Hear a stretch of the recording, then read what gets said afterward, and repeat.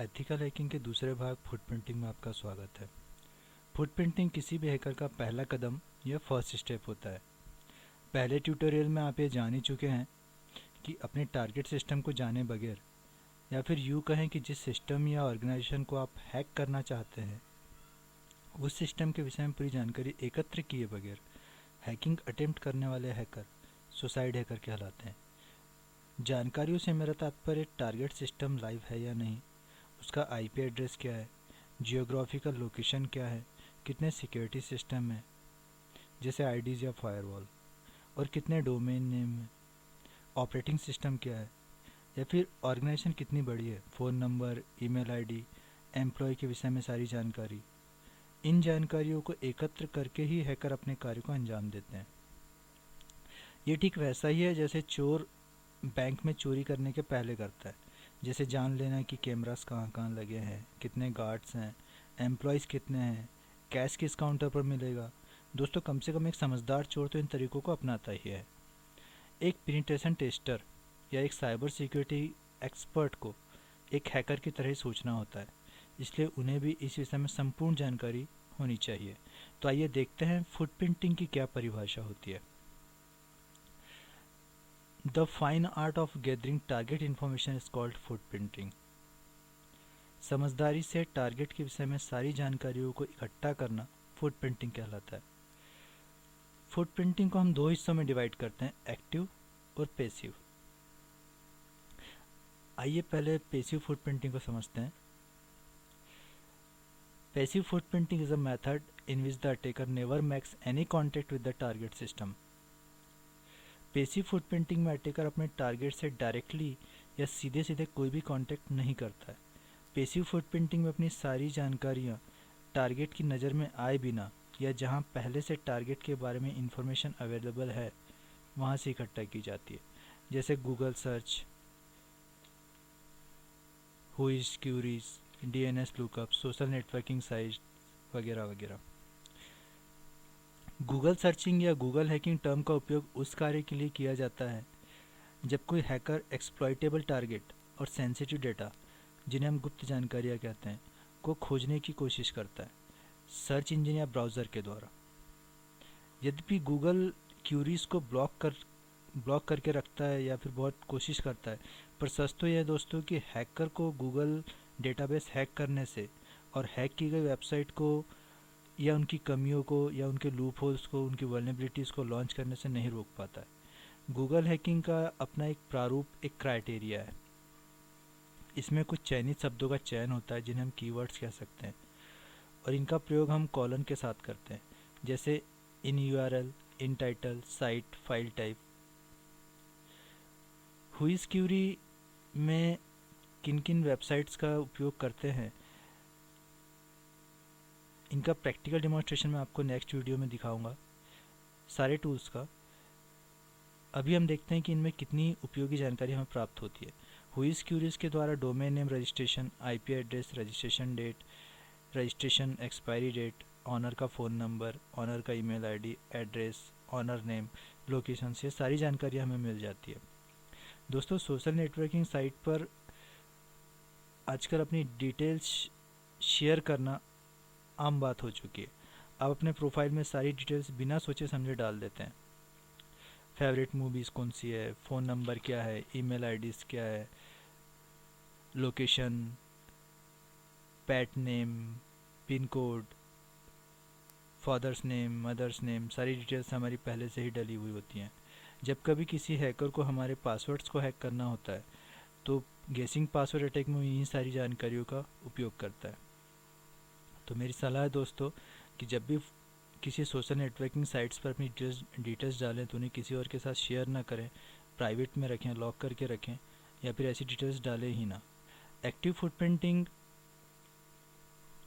Footprinting में website mirroring, websites को mirror करना, ईमेल ट्रेसिंग और सर्वर वेरिफिकेशन आते हैं।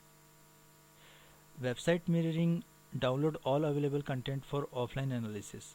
हम सारे कंटेंट्स को ऑफलाइन एनालिसिस कर सकते हैं। मिररिंग वेबसाइट में वेबसाइट को एज इट इज़ कॉपी किया जाता है वेबसाइट मिररिंग टूल्स के द्वारा, जैसे teleport pro, iMiser, HTTP website copier. और वेबसाइट को मिरर करने के बाद फिर ऑफलाइन उनमें वल्नरेबिलिटीज़, लूप होल्स और कमियां ढूंढी जाती हैं। ऑफलाइन ये सब चीज़ें करने से रिस्क एकदम ना हो जाता है, ना के बराबर हो जाता है, रिस्क नहीं रहते। ईमेल ट्रेसिंग सॉफ्टवेयर में हम एग्जामिन ईमेल प्रोसेसिंग पाथ, आपको ईमेल कहाँ से भेजा गया है, किसने भेजा है, किस आईपी से आया, ये सारी चीज़ें पता चल जाती है। इनके लिए हम कुछ टूल्स का उपयोग करते हैं, जैसे email tracker pro, MSG tag, Polite Mail और ज़ेंडियो।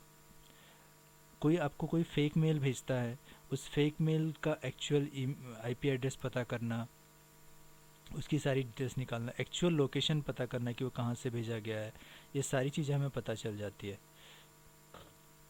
सर्वर वेरिफिकेशन में हम पता करते हैं सर्वर रीचेबल है या नहीं। अपने सिस्टम से सर्वर रीचेबल है या नहीं, इसका मतलब ये हुआ कि सर्वर उस समय ऑन है या नहीं, मतलब जिस टारगेट को आप हैक करना चाहते हैं या हैकर जिस टारगेट को हैक करना चाहता है, पहले वो देखता है कि वो सिस्टम लाइव है या नहीं, तो उसके लिए पिंग कमांड का यूज़ किया जाता है। Enumerate network path from attacker to target, अपने सिस्टम से लेकर टारगेट सिस्टम तक कितने राउटर से होकर हम गुजर रहे हैं, वो पाथ पता करने के लिए सर्वर वेरिफिकेशन टेक्निक आ जाती है। इसमें tracert, visual trace port, Sam Spade, TCRT, trace route, इन सारे टूल्स का यूज़ किया जाता है।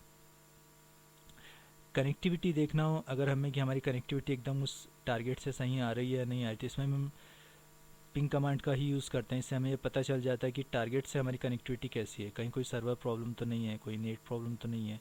ये सारी चीज़ें, ये सारी डिटेल्स पता करने के लिए हम सर्वर वेरिफिकेशन टेक्निक्स का इस्तेमाल करते हैं। इसमें जो टूल्स होते हैं ये आपके सामने दिए हुए हैं, ping, trace RT, visual trace route, Sam Spade, tracert, trace route. इन सारी डिटेल्स को प्रैक्टिकली मैं आपके सामने नेक्स्ट ट्यूटोरियल में रखूँगा, और नेक्स्ट ट्यूटोरियल में आपको किन किन टूल्स के बारे में बताऊँगा। आइए इन पर एक नज़र डाल लेते हैं। Tools we are going to use in next tutorial, that is Google searching. पूरा गूगल सर्चिंग देखेंगे अभी जो मैंने आपको बताया कि किस तरीके से की जाती है, कि प्रैक्टिकल देखेंगे। कुछ वेबसाइट्स ऐसी हैं दोस्तों जिन्होंने पहले से ही सारे गूगल को हैक करके, उनके पूरे डेटाबेस को हैक करके रखा हुआ है। वो 2 वेबसाइट्स हैं, उन दोनों वेबसाइट्स पर हम एक नज़र देखेंगे और ये देखेंगे कि किस तरीके से उनकी सर्चिंग टेक्निक्स हैं। www.hackerforcharity.org, www.exploit-db.com। फिर हम देखेंगे websiteinformer.com पर। websiteinformer.com वो वेबसाइट है जो आपको सारी वेबसाइट की सारी डिटेल्स प्रोवाइड कराती है। वेबसाइट का ऑनर कौन है, आईपी एड्रेस क्या है, फ़ोन नंबर, ईमेल एड्रेस, सारी जितनी इन्फॉर्मेशन हमें लगभग फुटप्रिंटिंग में चाहिए होती है, पैसिव फुटप्रिंटिंग के जरिए, वो websiteinformer.com से हमें मिल जाती है। HTTP एक वेबसाइट कॉपियर वेबसाइट को मिरर करने के काम आएगा, इसका भी हम प्रैक्टिकल डिमॉन्स्ट्रेशन देखेंगे नेक्स्ट ट्यूटोरियल में। ईमेल ट्रैकर प्रो, ईमेल के सारे डिटेल्स वगैरह हम यहाँ पर देखेंगे। Ping, trace RT, Sam Spade, trace route वगैरह के लिए। और हम एक और वेबसाइट लास्ट में देखेंगे जिसको हम कहते हैं www.archive.org। दोस्तों ये वो वेबसाइट है जो किसी भी वेबसाइट का पास्ट या उसकी हिस्ट्री को शो करता है। मान लीजिए आज एक वेबसाइट है, उसमें वो डाटा नहीं है जो पहले था, और वो डाटा मेन वेबसाइट से डिलीट कर दिया गया, हटा दिया गया, और उस डाटा की भी डिटेल्स आपको निकालनी हो तो आप यहाँ से देख सकते हैं। और ये भी देख सकते हैं कि करंट में कितने डेटाज वहाँ पर डाले गए हैं, कब कौन सा डेटा अपलोड किया गया है। मान लीजिए यूट्यूब की बात करते हैं, यूट्यूब में आज कितने वीडियो डाले गए हैं, कुछ साल पहले कितने वीडियोज़ डाले थे, किस तारीख को डाले थे, वो सारी डिटेल्स आपको www.archive.org से मिल जाएगी। इन सारे टूल्स को मैं आपको प्रैक्टिकली नेक्स्ट ट्यूटोरियल में दिखाऊंगा। मुझे आपके फीडबैक का बहुत इंतज़ार रहेगा। प्लीज़ मुझे बताइएगा कि आपको मेरा वीडियो कैसा लगा, और देखते रहिए। नेक्स्ट वीडियो में मैं आपको सारा प्रैक्टिकल डेमोंस्ट्रेशन दिखाना हूँ। तब तक के लिए बहुत बहुत शुक्रिया, धन्यवाद।